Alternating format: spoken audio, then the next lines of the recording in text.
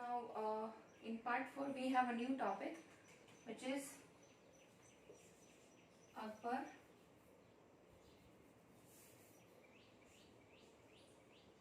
We will write after some time so that we can see it. Akbar Nama and Ain Akbari. Akbar ordered one of his close friends and courtiers, Abul Fazl, to write a history of his reign.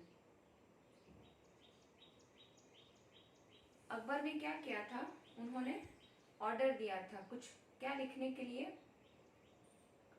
उनके एक close friend थे, उनको लिखने के लिए order दिया था। उनका नाम था Abul Fazal, to write a history of his reign. उनके रेन की हिस्ट्री लिखने के लिए बोला गया था। Abul Fazal wrote a 3-volume history of Akbar's reign, title Akbarnama. उसको क्या बोला जा रहा था, अकबर नामा। So that is why here we have a topic, Akbar Nama and Ain Akbari. The first volume dealt with Akbar's ancestors. पहला जो वॉल्यूम था उसमें अकबर के जो एंसेस्टर थे उनके बारे में था। And the second volume recorded the events of Akbar's reign. Akbar का जो शासन था उस टाइम पे क्या क्या हुआ उसका एक वॉल्यूम था। The third volume is the Ain Akbari. It deals with Akbar's administration. Akbar का एडमिनिस्ट्रेशन कैसा था, household, army, the revenues and the geography of his empire. It also provides a rich details about the traditions and culture of people living in India. The most interesting aspect about the Ain Akbari is its rich statistical details about things as diverse as crops, yields, prices, wages and revenues.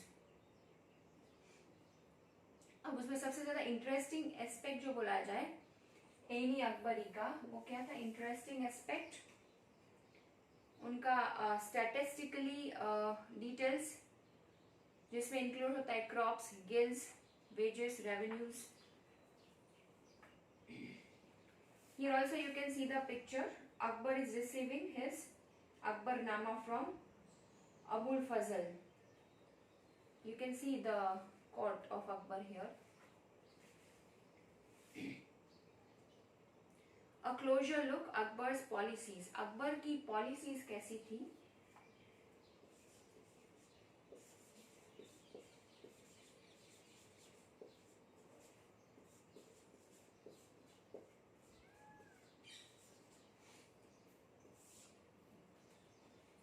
The broad features of administration were laid down by Akbar and were elaborately discussed by Abul Fazl in this book, The Akbarnama.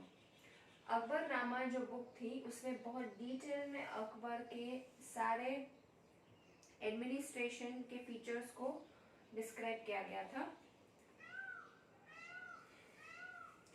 Abul Fazl explained that the empire was divided into province called सूबाज।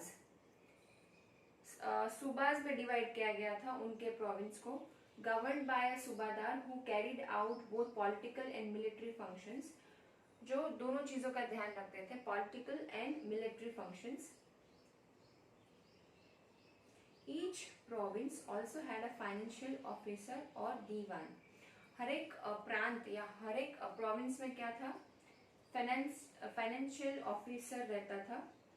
For the maintenance of peace and order in his province, the Subadar was supported by other officers. Peace या शांति बनी रहे उसके लिए भी officers को रखा गया था।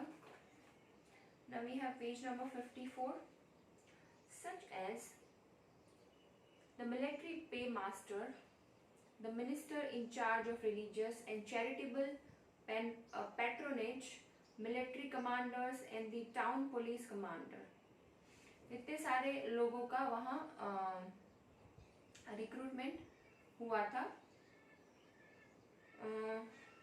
Now we have the next topic, Noor Jahan's influence in Jahangir's court. Noor Jahan का क्या इन्फ्लुएंस रहा? Noor Jahan's influence in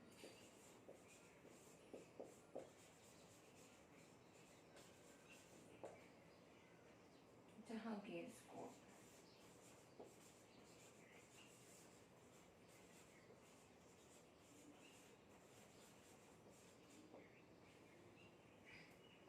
What was the influence of Noor Jahan? Okay. Mehru Nisa married the Emperor Jahangir in 1611 and received the title Noor Jahan. Mehru NISA करके जो थे उन्होंने शादी किससे की? जहांगीर से, और उनको फिर टाइटल मिला नूर जहां का. She remain extremely loyal and supportive to the monarch. As a mark of honor, Jahangir struck silver coins bearing his own titles on one side and on the other the inscription struck in the name of the Queen Begum Noor Jahan. अब ये जो जहांगीर थे उन्होंने क्या किया था कि जो सिल्वर कॉइन्स थे उनके एक साइड पे क्या था? Silver coins bearing his own titles on one side, खुद के टाइटल्स थे एक साइड पे, और दूसरी साइड पे क्या था? Inscription struck in the name of the queen. दूसरी साइड पे क्वीन का इंस्क्रिप्शन था. The adjoining document is an order of Noor Jahan. Order यानी कि यहाँ फरमान भी बोलते हैं उसको. So the adjoining document is an order of Noor Jahan. The square seal states, command of Her Most Sublime and Elevated Majesty Noor Jahan, Padshah Begum. The round seal states, by the sum of Shah Jahangir, she became as brilliant as the moon. May Noor Jahan Padshah be the lady of the age. तो वो जो square seal था फरमान का order, उसके ऊपर ये लिखा गया था. The adjoining document is an order of Noor Jahan. जो फरमान था उसके ऊपर ये लिखा गया था, जो लिखा है इसमें इन्वर्टेड कॉमा में. Then we have dogma. Now what is dogma? That is important to understand. A statement or an interpretation declared as authoritative with the expectation that it would be followed without question. राजा कोई भी order देता है तो he expects कि इसका कोई oppose ना करे और उसको फॉलो किया जाए. और by God that means an individual who is intolerant of another person's religious beliefs or culture.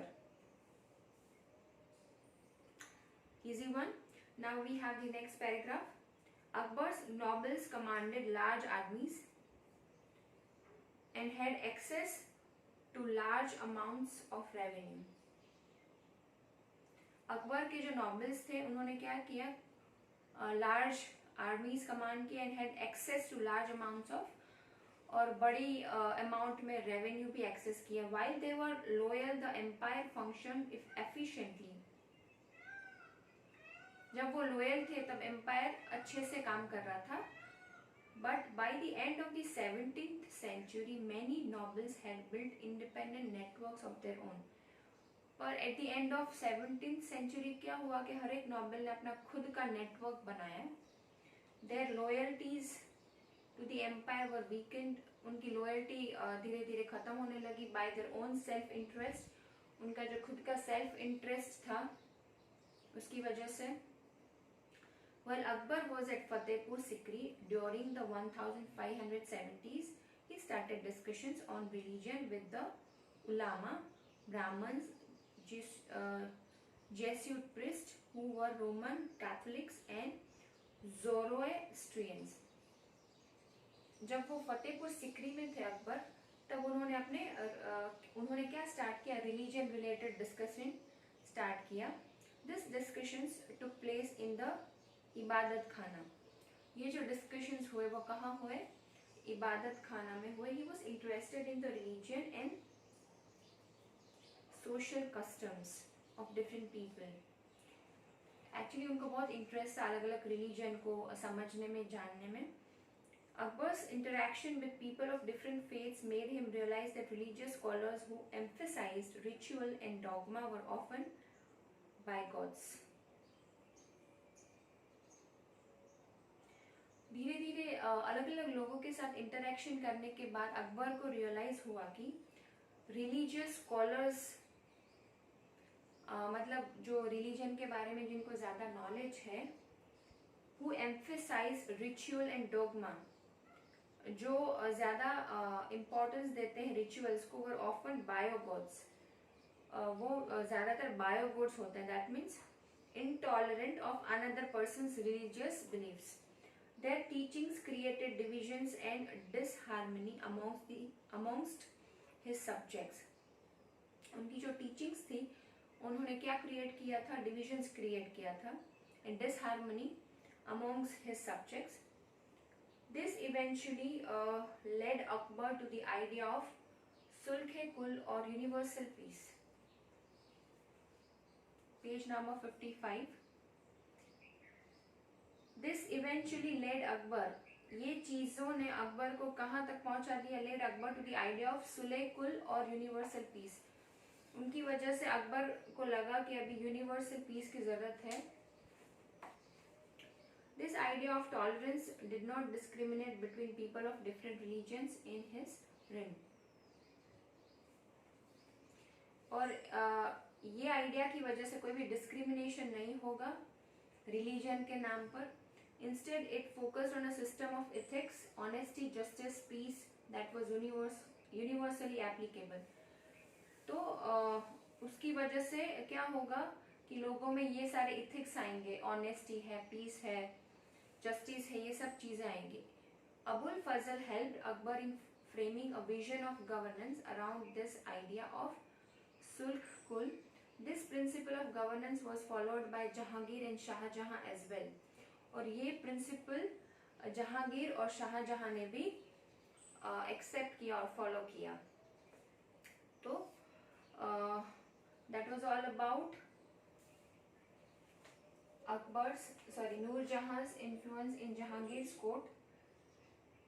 उसके अंदर अकबर के जो अकबर का जो नया आइडिया था सुलह-ए-कुल, यूनिवर्सल पीस। सुलह-ए-कुल जो है वो एक मुस्लिम नाम है क्योंकि Akbar was a Muslim king and he was coming from the Mughal background. And universal peace जो है उसका सिंपल नेम है।